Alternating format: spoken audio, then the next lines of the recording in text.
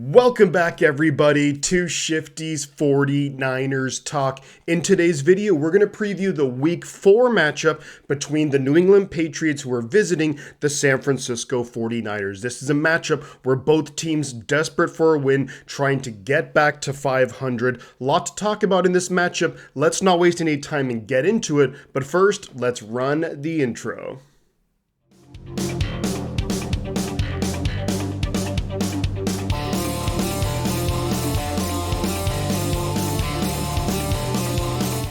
This Week 4 matchup between the Patriots and the 49ers is, of course, taking place at Levi Stadium. It's at 1:05 p.m. Pacific time. Vegas has the 49ers favored by 10 points, and the over-under for this game at about 40.5 points. So they expect it to be a relatively low-scoring game. And when you look at the New England Patriots offense in particular, it's easy to see why Vegas is looking that way. Now, between these two teams, the last time they faced off was back in 2020, where the 49ers had a dominating win in Foxborough. Last week, both of these teams suffered a defeat. The New England Patriots on Thursday Night Football against the New York Jets, they lost 24-3, where their offense couldn't do anything. The positive, though, for the Patriots is that it was Thursday Night Football, so they have an extra 3 days to rest to then prepare for this matchup against the 49ers. Now, when we look at the Niners' last game on Sunday, was a pretty heartbreaking loss to the LA Rams. The Niners started out really strong in that game, but in the fourth quarter, and especially the last 3 minutes of the game, the 49ers did everything that we could to throw the game away, and we lost 27-24. Now, what I want to talk about, guys, is some of the team news surrounding both teams, and in particular, the injuries. Looking at the New England Patriots, they are missing a bunch of guys on their offensive line. To name a few of these players, you have Vidarian Lowe, Michael Jordan. No, not that Michael Jordan, although considering how bad the Patriots offense is, he could probably suit up and play for him. You have offensive tackle Caden Wallace, then you have DB Jonathan Jones. All of these guys are going to either be out or questionable. So another matchup similar to last week, where the 49ers going up against an offensive line that is just a patchwork offensive line, throwing guys basically whoever's healthy, get on out there and play.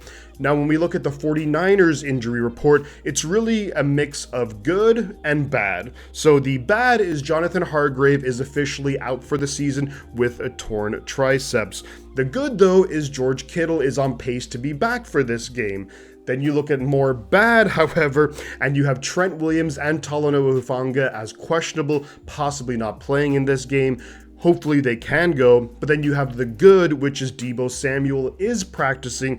Also, some really good is that you have Christian McCaffrey, who's scheduled to begin practicing again on Monday. Now, I don't think we're going to see Christian McCaffrey. I believe at the earliest would be week 7, but still, maybe it's a good sign that they're trying to ramp him up in practice starting on Monday. So that's some really good news. Next up, what we're going to talk about, though, is going to be the San Francisco 49ers offense and what we need to do to have success against the New England Patriots defense. Looking at the 49ers offense up against the Patriots defense, and if you look at the statistics so far through the season, the New England Patriots are actually pretty darn good against the run defensively, but they are awful against the pass. So I think this game is a perfect game for Brock Purdy and Brandon Ayuk to finally build that chemistry. Ideally, Brandon Ayuk has a breakout game for this 2024 season. Now, I'm not going to say he'll have a game like Juwan Jennings did last week, but I'd love to see Ayuk maybe go for 7-8 catches, 100 yards, and a touchdown. There's been a lot of, just maybe, I don't know how to say, bad vibes between Brandon Ayuk and the 49ers. Ayuk has had a couple of really bad drops so far this season. Then we see in training where he was wearing the wrong shorts or something like that. But I think this game could be a perfect opportunity for the Niners to get Brandon Ayuk really to where he needs to be mentally in the game, and mentally just playing at the level he was playing at last season. Juwan Jennings is going to, bring a lot of coverage his way after the game he had last week. Jonathan Jones possibly out for the Patriots. I think this is a good opportunity for the Niners offense, especially the passing offense. Brandon Ayuk, I'm looking at you to just get back in control and just to get back to where he was playing at.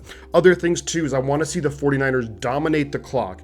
Now, the Patriots are good against the run, but if we can have success with Jordan Mason, with Isaiah Isaac Guerrero, control the clock, convert our opportunities in the red zone like we did last week, which we were pretty good at for the most part. I'd like to see this offense really just have a similar game to last week where it's really efficient. We're not turning the ball over. We're able to control the clock and put up points. And I think we should be able to do that against a not amazing New England Patriots defense. Now let's look at the 49ers defense up against the New England Patriots offense.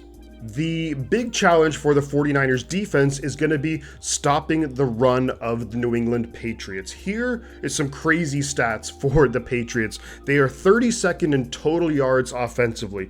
They are 32nd in passing, yet somehow they are 8th in rushing. So to be 8th in rushing, yet still your overall yards are 32nd in the NFL per game is not good. So what the Patriots are going to do is Ramondre Stevenson, Antonio Gibson, those guys, they're going to try and get them going, and they're going to try and dominate the clock. They're going to try and really limit the possessions, and then keep the game close. Hopefully, they're going to look at the Niners special teams. They're going to look at if they can get those splash plays. Don't be surprised if you see them do what the Rams did last week. Try and run the ball, dominate the clock, and then every so often throw the ball deep, and maybe you have success. Certainly worked for the Rams last week. They're going to look to do that again this week against the 49ers defense. So how do you stop that? Well, I think the big thing here is going to be if you can stop or limit the run, put yourself in good situations defensively. No Javon Hargrave is a big loss, but this does bring up the opportunity for Jordan Elliott, who we brought in free agency. Now, Elliott did get a little bit dinged up in practice. Looking like he is practicing, though, towards the end of this week. So hopefully he can go help us to stop that run. And then we can bring on guys like Yetur Gross-Matos. Of course, you're going to have Leonard Floyd and Nick Bosa trying to get after Jacoby Brissett, who's not the most mobile quarterback, let's say, in the pocket. Big thing which I'd like to see the 49ers do, though, is we have to be able to improve on two things over last week. Ideally, we got to get some turnovers. No turnovers last week for the 49ers defense against a quarterback like Stafford, who can be prone to throwing interceptions, can be prone to having fumbling issues. So if the Niners defense can get back on track and force a couple of turnovers, that's really going to go a long way, not only to winning this game, but I think to rebuilding the confidence of this defense. You can see visibly guys like Fred Warner and Nick Bosa, they're frustrated. The other thing that I think the team is really frustrated about, well, defensively at least, is going to be trying to get off the field on third down. One of my biggest critiques so far of Nick Sorensen is just there's no creativity when it comes to the coverages that we're using. Even when we do blitz, which is the least amount in the NFL, it seems like the teams kind of know where it's coming from.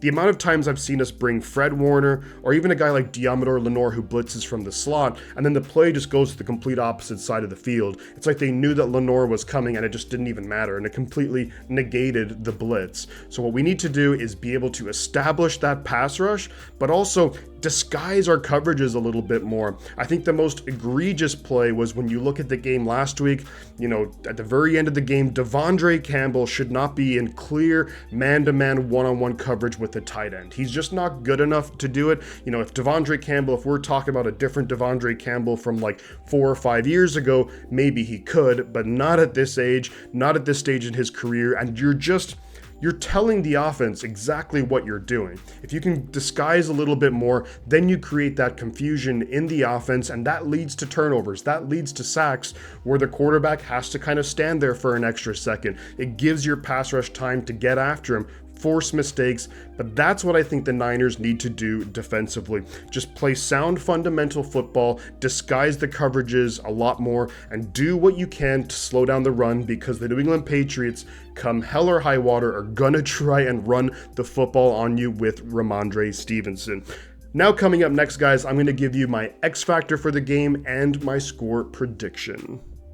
So my X factor for this game is going to be on the defensive side of the ball, and I'm going to have defensive tackle Malik Collins being my X factor for this game. I think if Malik Collins can really step up, I think he's played really well so far, but if he can take his game to just another level and really disrupt things in the run game and the pass game from that defensive tackle position, I think it's going to put our defense in a really good situation. This is his chance here for Malik Collins to with Hargrave being out now for the season, where he's in basically the final year of his deal, and if he can go out there and start to really put some great performances together, that could lead to a massive payday for him in the offseason. I think he has to recognize this is his opportunity to get out there and earn himself some money come next March. And I think it really would help the 49ers tremendously if we can help to limit the run and also to get a bit of a pass rush from the inside of the defensive line. Now, when we look at the prediction for this game, I'm actually going to go with something pretty similar to what Vegas expects to happen. I'm going to have the 49ers winning this game. I'm going to say the 49ers 24, New England 16. So you have about 40 points being scored in this game and the Niners winning by maybe about 10. This is a game, though, that although people will define must win differently, I think this is a game where you're basically must win if you want to be near the top seed in the NFC. This is a game the Niners have to win. If you go to 1-3 and then you look ahead to the schedule moving forward for the 49ers, it's going to be nigh on impossible to get the number 1 seed if you lose this Sunday. So you got to get the win here, go to 2-2, then you look ahead, you got a couple of big division games coming up against the Cardinals and then the Seahawks, and then you have the Kansas City Chiefs after that. So you got to get this win, rebuild the confidence of the team. I think the team has been a bit lethargic, hasn't really hit its stride in any way whatsoever, especially on the defensive side of the ball. So if you can begin to do that, and then you start having more guys coming back from injury or getting closer to coming back from injury, that could be a huge boost for the 49ers heading towards the second half of the season. But it starts now with getting the win in week 4. Well, there you have it, guys. That is my preview for the week 4 matchup. Let me know your thoughts in the comments below. Feel free to put your score predictions down there. If there's any players in particular that you feel like talking about that I didn't talk about, put that in the comments below. And we, of course, will be streaming the game live here on Shifty's 49ers Talk. That's going to be a whole lot of fun. I hope you can join us there. Of course, like, subscribe, do all the good stuff that I know that you guys already do. And just before I head on out of here, though, I'm going to say 2 things. And that is the butt counts, and I'll catch you guys on the flip side.